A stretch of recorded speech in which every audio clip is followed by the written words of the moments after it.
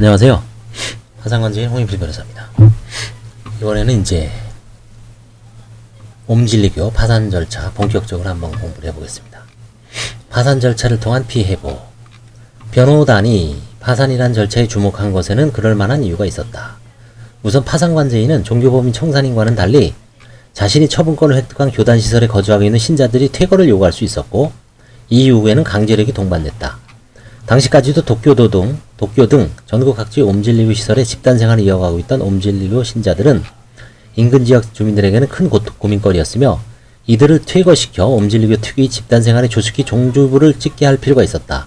또한 신자들을 퇴거시킨 뒤 남아있는 부동산을 처분하기 위해서 확보해야 되겠죠. 현실적인 문제도 있었다. 구독자분도 아시겠지만 파산관제인은 부인권이라는 강력한 권한을 가지죠. 파산관제인이 이 권한을 통해 지불정지 6개월 이전에 채무변제가 불가능하다는 것을 알면서 처분한 자산이나 그러한 인식이 없을 경우에도 무상 혹은 시가보다 크게 적은 염가로 적은 가격으로 처분한 자산은 소송을 통해 돌려받을 수 있었죠. 이게 부인권입니다.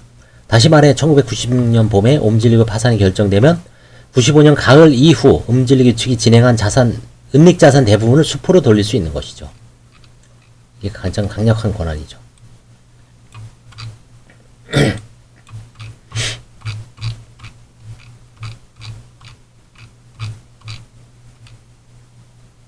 자, 그래서 파산 절차를 통해 옴진리교를 압박하는 데는 두 가지 장점이 있다고 합니다. 우선 피해자와 유가족이 직접 옴진리교 교단을 상대로 사건의 진상을 추궁하고 피해를 회복할 수 있다는 점을 들 수 있다. 피해 회복이죠. 옴진리교 사건 피해자들은 옴진리교의 만행으로 인해 당연히 누려야 할 일상의 소중한 행복을 순식간에 빼앗긴 사람들이었다. 피해자답게 눈물을 흘리며 기자회견을 열거나 피해자답게 방 한 구석에서 슬픔에 잠겨 있는 것이 아니라 피해자답게 당당하게 자신들이 권리를 회복하고 피해를 금전으로라도 복구해내라고 옴진리교 교단에 요구할 정당한 자격이 있는 사람들이었다. 그리고 그 과정에서 옴진리교 교단 자체를 사실상 해체할 수 있다는 것은 또 큰 장점이었다. 형사재판은 개개인의 책임을 물을 뿐이고 종교법인 회사는 법인격을 상실하게 만드는 절차에 불과하다면, 파산 절차를 통해 옴진리교가 그동안 구축해온 그들만의 왕국을 붕괴시킬 필요가 있었다. 그래서 결국 세 가지죠. 형사처벌, 그 다음에 행정적인 법인 해산명령, 셋째는 파산 절차를 통한 그 재산 붕괴. 1995년 12월 11일 옴진리교가 자행한 각종 사건의 유가족 피해자 및 옴진리교에 대한 채권을 갖고 있던 일반 채권자 등 2191명이 옴진리교를 상대로 92억 엔의 손해배상 청구 소송을 제기하고 옴진리교 파산을 신청합니다. 이 가운데 51억 엔 정도가 채권액으로 확정됩니다. 하루 뒤인 12월 12일에는 일본 정부도 법무대신을 대표자로 삼아 약 2억 5천만 엔의 손해배상을 청구하고 옴진리교의 파산을 신청합니다. 이 금액은 당연히 옴진리교의 자산인 12억 4천만 엔을 훨씬 초과하는 것이었고, 도쿄지방재판소는 12월 14일에 옴진리교 교단의 자산을 보전할 필요가 있다고 인정하고 부동산과 현금, 예금을 확보할 것을 지시한다.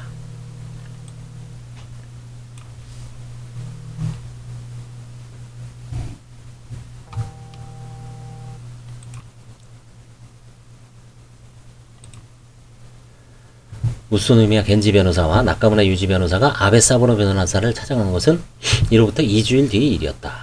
일본 정부의 특별한 배려. 본격적인 파산 절차를 시작하기 앞서 최초의 실무적인 문제점이 발생한다. 일반적으로 기업 등이 도산해 채권자들이 파산 신청을 하는 경우에는 예납금이라는 것을 내도, 채무자가 해도 마찬가지. 예납금, 부채에 비례하죠.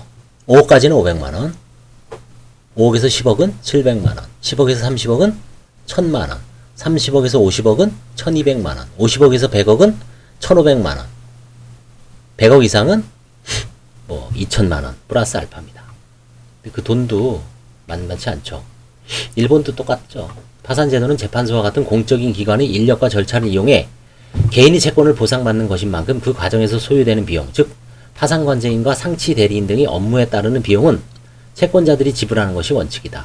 따라서 파산을 신청하는 쪽이 일정한 금액을 재판소에 예납하고 이를 통해 파산관제의 활동을 위한 자금이 확보된 상태에서 파산 절차가 시작되는 것이다. 그렇죠. 그 1000만 원을 갖고 기본적으로 관제인 보수부터 시작을 해야 됩니다. 그러나 옴질리교의 파산을 신청한 채권자들은 주로 옴질리교가 자행한 각종 범죄의 피해자들이었죠. 이들이 어느 정도의 재산을 미리 내놓을 수 있을지도 의문이었고, 무엇보다도 아침 출근길에 샤린가스 공격을 당한 사람과 유가족들에게 피해를 보상받고 싶으면 예납금을 내라고 요구하는 것은 사리에도 맞지 않았다. 일본 정부는 이 문제를 해결하기 위해 이례적으로 매우 특별한 배려를 보인다. 일본 정부도 옴질리교의 범행으로 피해를 입었고 특히 보험금 등의 지출도 예상되고 있었다. 이러한 국가의 손해를 배상받기 위해 일본 정부도 옴질리교를 대상으로 파산 신청을 하고 국가도 당사자로 참가했다는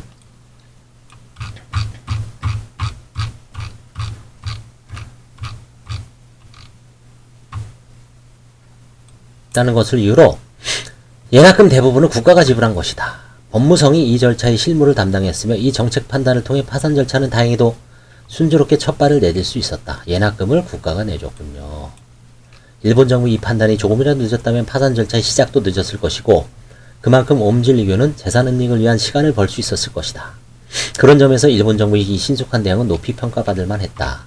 일반적으로 공무원은 매뉴얼에 부합하고 사리에 맞지 않는 길과 매뉴얼에 부합하지 않거나 매뉴얼에 기록되어 있지 않지만 사리에는 맞는 길이 있을 경우 오직 매뉴얼만을 따른 뒤 언론과 사이의 비판을 받는 경우가 많다. 그러나 이러한 처신을 이유로 공무원을 무작정 비판할 수도 없는 것이 공무원은 법이라는 매뉴얼을 충실히 따르는 것을 가장 큰 미덕으로 삼아야 하는 집단이기도 하기 때문이다. 불만이 있다면 공무원 집단이 따라야 할 매뉴얼이 사리에 맞는 내용을 갖추도록 노력하는 편이 더 건전한 접근법이죠. 개정을 한다거나, 그쵸? 물론 이런 이성적인 이해를 뛰어넘어 복지부동과 무사한 일을 삶의 신조로 삼는 것은 아닌지 의심이 들곤 하는 공무원이 없는 것은 아니다. 특히 일본은 매뉴얼을 지나치게 중시하며 융통성이 부족한 공무원이 많다는 점이 늘 시민들의 불만거리인 사이이기도 하다. 그런 만큼 일본 정부 이런 신속한 대응은 이례적이라고 할 만했다. 당시 일본 정부가 옴질리교 문제를 근본적으로 해결하기 얼마나 노력하고 있었는지를 확인할 수 있는 사례이기도 했다.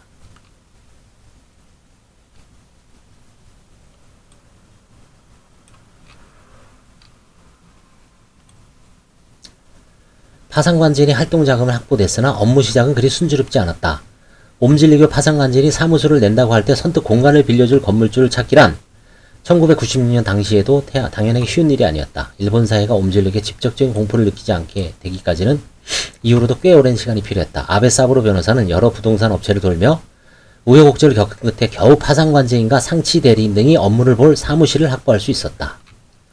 파산관제인의 경우도 매우 중요한 문제였다. 아베 사부로 변호사가 파산관제인이 사용할 사무소를 확보하자 즉시 경찰이 사무소를 방문해 주변을 확인하곤 창가에 서면 저격당할 우려가 있으니 블라인드를 설치하라고 조언했을 정도였다. 옴질리교의 범인이라고 단정할 수 없지만 경찰청 장관이 저격을 당한 지 1년도 채 지나지 않는 시점이었다. 일본 경찰은 아베 사부로 변호사의 신변 안전을 위해 경호팀을 파견해 3년간 24시간 경호체제를 유지했으며 아베 사부로 변호사의 가족도 경호 대상에 포함시켜 파산 절차 진행에 만전을 기했다.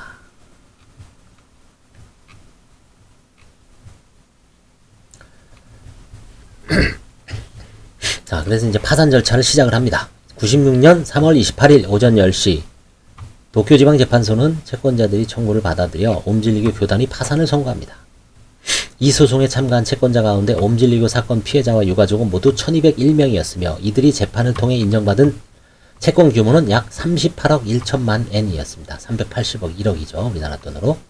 옴질리교는 공포로 일본 사회를 지배할 수 있을 것이라 굳게 믿으며 무차별 테러를 자행했지만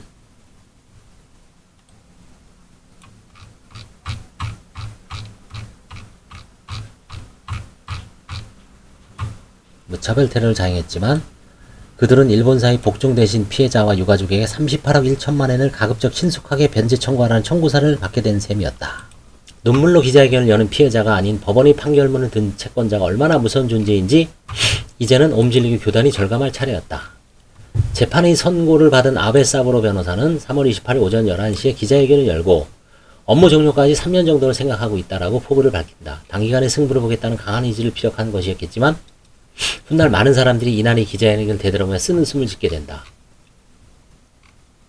파산관제인이 된 아베 사부로 변호사의 업무는 간단히 말해 옴질리교가 보유하고 있는 자산을 모두 파악한 뒤 현금화할 수 있는 것은 모두 현금으로 바꿔 채권자들에게 공평하게 분배하는 것이었다.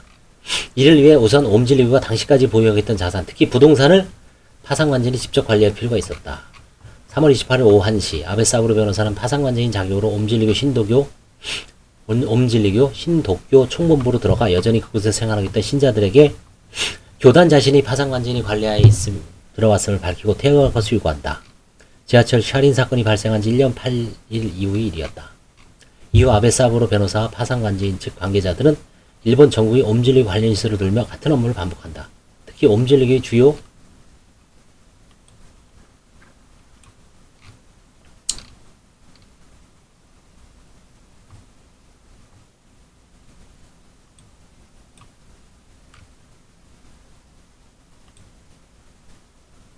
이후 아베 사부르 변호사와 파상관제인 측 관계자는 일본 전국의 옴질리교 관련 시설을 돌며 같은 업무를 반복한다. 특히 옴질리교의 주요 시설이 밀집해 있던 후지산 부근의 시설군을 확보하는 것은 중요한 절차였다. 파상관제인 측은 4월 2일부터 후지산 부근 시설군 확보에 착수한다. 당시까지 집단 생활을 계속하던 신자 가운데 일부는 허세를 부리며 말로 정해 보기도 했지만 대세는 이미 기울어져 있었다. 남아있던 신자 가운데 몇 명의 책임자가 중심이 돼 파상관제인 측과 퇴거 일정을 조율한 뒤 비교적 순조롭게 신자들의 퇴거가 진행됐다. 파상관제인은 이 과정에서 절차에 따라 옴질리교가 보유하고 있던 부동산 앞에 표식을 세워 파산 절차가 진행되고 있음을 공지한다. 우리나라는 이렇게 했죠. 이거를 공고한다 그러죠. 공고문. 압류 같은 거 하는 거 이거 표식이 있습니다. 교과서에도. 옴질리교가 차지하고 있던 일본 국내의 일부 지역에 정부의 공권력이 가장 알기 쉬운 형태로 재진입한 셈이었다. 1996년이죠. 6월 11일 파상관제인 측이 그동안 옴질리교가 은닉한 재산을 확보하기 위해 제기한 소송의 첫 구두변론 절차가 시작된다. 이후 부인권을 행사한 소송은 모두 8건이 제기됐으며 파상관제인 측은 이 소송을 통해 모두 18개의 부동산을 돌려받게 된다. 그리고 이 과정에서 작은 해프닝도 있었다. 도쿄도의 세금 징수 시도 96년 4월 25일 파상관제인은 도쿄도로부터 고정자산세를 납부하라는 통지를 받는다. 세금을 내라는 것이었다. 이게 일종의 파산 선고 이후에 파산 재단과 관련된 재산은 재단 채권이죠. 그래서 원칙적으로는 파상관제인이 내야 되죠. 정식 파산 절차가 시작된 지 한 달도 채 되지 않아 세금부터 내게 된 파상관제인은 당혹감을 느끼면서 일단 정확한 전후 사정을 파악하기 위해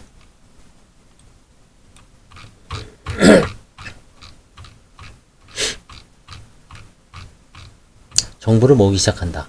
사실 이유는 간단했다. 옴질리교는 도쿄도의 총본부 도장 등 많은 부동산을 보유하고 있었으며 이들 부동산은 그동안 종교법인이 소유하고 있다는 이유로 세금 감면 혜택을 받고 있었다. 그러나 96년 1월 30일에 최고재판소에서 최종적으로 종교법인 해산명령이 확정되면서 옴질리교는 더 이상 종교법인이 아니게 되었다.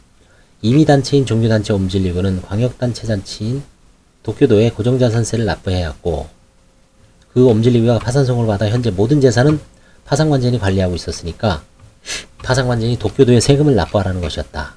반복하지만 공무원은 매뉴얼에 부합하고 사례에 맞지 않는 길과 매뉴얼에 부합하지 않고 사례에 맞는 길이 있을 경우 매뉴얼을 따르고 비판을 받는 경우가 많다. 고정자산세를 납부하라는 통지 자체는 법이 정한 절차에 따른 지극히 합법적인 것이었다. 게다가 지방자치단체라고는 하지만 인구수로 보나 경제 규모로 보나 작은 국가 하나 수준이 크기를 자랑하는 도쿄도가 세금과 관련된 행정 업무를 처리할 때 개별 사안에 대한 배려를 해주리라 기대하는 것은 지나친 요구였다. 일괄적으로 세금 업무를 처리하다 보니 자연스럽게 통지가 온 것이었다. 그러나 통지를 받은 관제인 입장에서는 쉽게 납득할 수 없는 요구였다. 파상관제인은 옴질리교의 재산을 확보해 채권자들에게 나눠줄 의무가 있었다. 다시 말해 파상관제인이 관리하는 재산은 채권자들,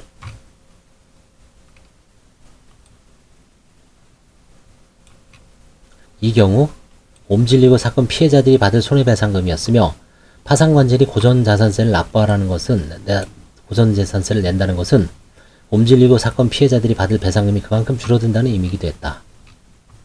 파상관제인 아베 사부르 변호사는 우선 통지를 한 도쿄도의 세금 담당자에게 거부 의사를 밝힌 뒤 도쿄 도지사에게 직접 편지를 씁니다. 아베 사부르 변호사는 이 편지에서 파상관제인이 관리하는 재산은 옴질리교 사건 피해자들에게 돌아갈 돈이라는 점을 설명한 뒤 지하철 살인 사건으로 많은 도쿄도민이 피해를 입은 사실을 지적하며 도쿄도가 꼭 이 재산에서 세금을 받겠다는 것인지를 정중하게 묻는다.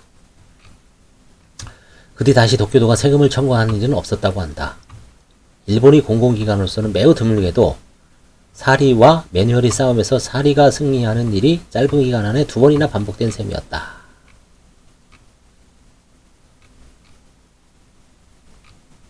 자, 그래서 이제 파산 절차에 본격적으로 들어가고 숨겨진 세 번째 창은 다음 시간에 보겠습니다.